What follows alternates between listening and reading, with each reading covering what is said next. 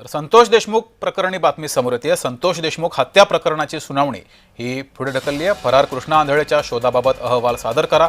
बीड कोर्टामध्ये झालेल्या सुनावणीत कोर्टाने हे खडसावलंय। 12 डिसेंबरच्या सुनावणीमध्ये आरोप निश्चित होणार आहेत का, याकडे मात्र आता लक्ष असेल। बीड कोर्टामध्ये झालेल्या सुनावणीमध्ये कोर्टाने खडसावलंय। फरार कृष्णा आंधळेच्या शोधाबाबत अहवाल सादर करा असं कोर्टाने म्हटलंय। संतोष देशमुख हत्या प्रकरणासंदर्भात सुनावणी पार पडली। यामध्ये फरार कृष्णा आंधळे अद्यापही फरार आहे, त्याच्या शोधाबाबत अहवाल सादर करा असं कोर्टाने म्हटलंय। बीड कोर्टात झालेल्या सुनावणीत कोर्टाने खडसावलंय। 12 डिसेंबरच्या सुनावणीत आरोप निश्चित होणार का, याकडे मात्र आता लक्ष आहे। यावर अधिक माहिती देत आहेत आमचे प्रतिनिधी अमीर हुसेन। पाहूया। नक्कीच जर आपण पाहिलं तर अख्खा महाराष्ट्र हादरला होता संतोष देशमुख हत्या प्रकरणानंतर। आज त्याला 1 वर्ष उलटलेलं आहे। जर आपण बघितलं तर त्यावेळेस जी घटना घडली होती, अख्ख्या महाराष्ट्रात डोळ्यात पाणी आला होता संतोष देशमुख हत्येनंतर।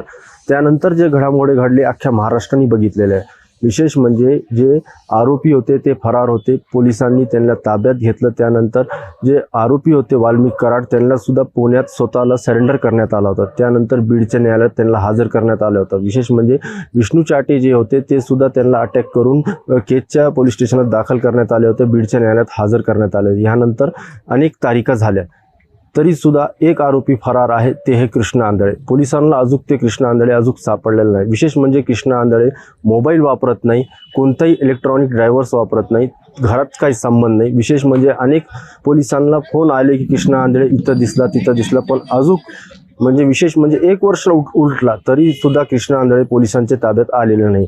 यावेळेस जे तारीख झालेली आहे, न्यायालयाने स्पष्टपणे पोलिसांना विचारलेलं आहे की कृष्णा आंधळेचं झालेलं काय आहे, आपल्याला चार्जशीट दाखल करायची आहे, केस पुढे न्यायची आहे। विशेष म्हणजे आता पोलिसांना कोर्टने पोलिसांना विचारलेलं आहे कृष्णा आंधळे कुठं आहे, ह्याची एक रिपोर्ट दाखल करा का, त्याच्या पुढे न्यायालयाचं आपल्याला कारवाई करायची। विशेष म्हणजे ज्यावेळेस विष्णू चाटे यांच्या वकिलांनी त्यांची चार्जशीट दाखल केली होती, डिस्चार्ज ॲप्लिकेशन दाखल करण्यात आलं होतं, ते कॅन्सल करण्यात आलेलं आहे।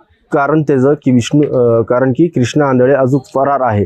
विशेष म्हणजे कृष्णा आंधळे फरार होऊन 1 वर्ष झाला, पोलिसांना सापडत नाही। आता न्यायालयाने आदेश दिलेले आहे की त्या संदर्भात एक रिपोर्ट सादर करा, कृष्णा आंधळेचं झालं काय, ह्यामुळं की कृष्णा आंधळे जर आहे, जिवंत आहे का नाही आहे, असे अनेक दावे सुरेश दसांनी केले, बजरंग सोनवणेंनी केले, अंजली द्यावानेंनी केलेले आहे। विशेष म्हणजे पोलिसांनी अजून ते स्पष्टच केले नाही की ते जिवंत आहे का नाही। आता न्यायालयाने पोलिसांना रिपोर्ट मागितलेली आहे की कृष्णा आंधळे आहे का नाही।